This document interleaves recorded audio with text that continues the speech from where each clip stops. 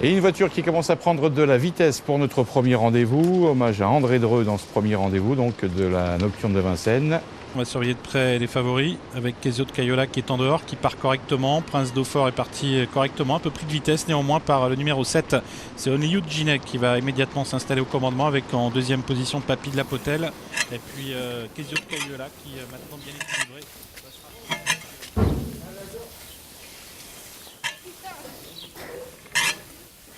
Excuse-moi. Elle est vraiment horrible la biquette.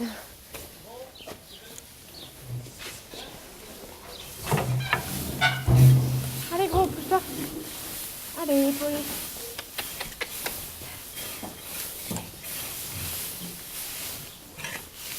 Je m'appelle Valentine Piliert, j'ai 17 ans. J'habite dans l'Oise, à côté de Beauvais. Je suis dans les courses depuis 1 an et demi. Ça fait 1 an et demi que je suis à l'école de Grosbois et je fais un bac en 3 ans.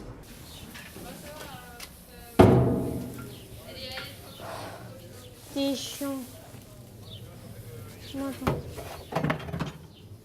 J'ai fait une seconde STG et ça m'a pas plu. J'étais tout le temps en train de regarder les chevaux courir. Je faisais que ça. Je travaillais pas. Et j'avais fait un stage chez un entraîneur. Ça m'avait plu.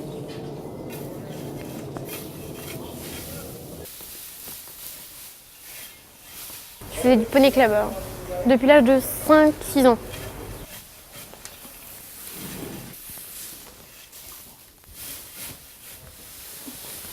À cause de mon père. Il avait un cheval de course avant. Il jouait aux courses et je me suis mis dedans aussi, forcément. Allez mon bonhomme, pousse-toi, pouet.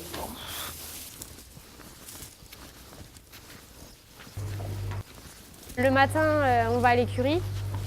Et l'après-midi, on a un peu de cours normal. Et après, on retourne à l'écurie le soir.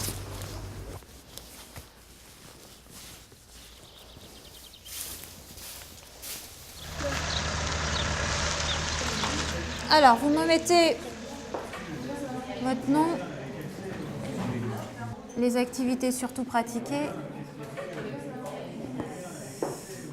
activités nouvelles, l'hébergement, les différentes visites que vous avez faites.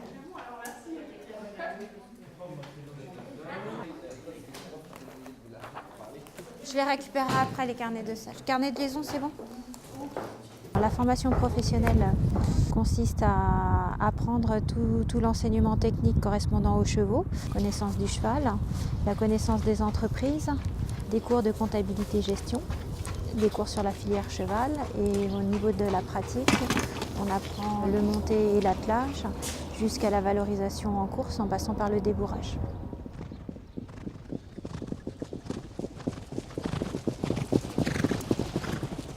Les apprentis se destinent au métier de salarié d'écurie de course qui consiste à s'occuper des chevaux et les entraîner.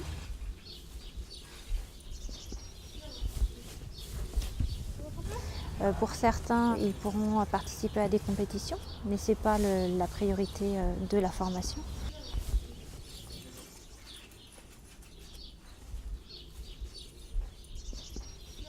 Sans forcément avoir des tâches importantes à effectuer, mais juste le fait de se lever de bonne heure, de suivre le rythme de la journée, déjà ça leur demande un effort. Et au fur et à mesure de leur expérience, ils pourront devenir responsables au sein des écuries, voire même s'installer en tant qu'entraîneurs. On les a d'ailleurs parmi l'ensemble de nos maîtres d'apprentissage. Zlofi qui vient vite pour rejoindre Kezio de Cayola. On retrouve ensuite à la corde toujours Oniyou Djinek avec au centre Ouragan de Sita, Prince Dauphin qui est toujours dans le sillage d'Ouragan de Sita, Oufboy qui tente de venir à l'extérieur. Et puis on note... Tu vas en bas là dans les derniers box du bas. On va aller le faire pisser.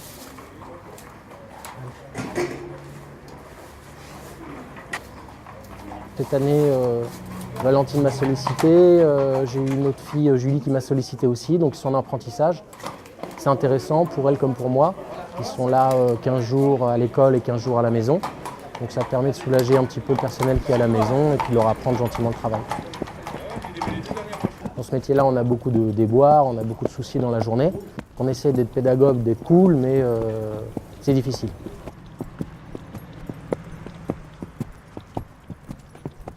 Je passer par le même style d'apprentissage en alternance 2 fois 2 ans.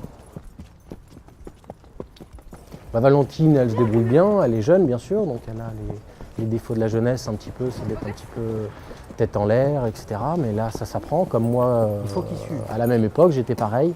On ne voit pas tout, on essaie de bien faire, mais on est un petit peu étourdi. Donc le but du jeu, c'est d'être bien sérieux. C'est un métier, on n'a pas trop le droit de se tromper avec les chevaux. Si on se trompe une fois et qu'on échappe un cheval, la carrière de course pourrait être terminée. Donc ça a des conséquences financières énormes. Donc il faut être très sérieux et c'est mon rôle de leur apprendre à être sérieux dans ce travail. Très nettement l'avantage qui a course gagnée d'ailleurs, alors qu'Os le Magicien vient en deuxième position. Il y a des bois qui tentent de revenir également avec Papy de la Potelle qui termine vite avec la victoire sans problème pour Kesio de Cayola. Deuxième place pour l'As Os le Magicien, Papy de la Potelle est troisième. Le 12 il y a des bois quatrième.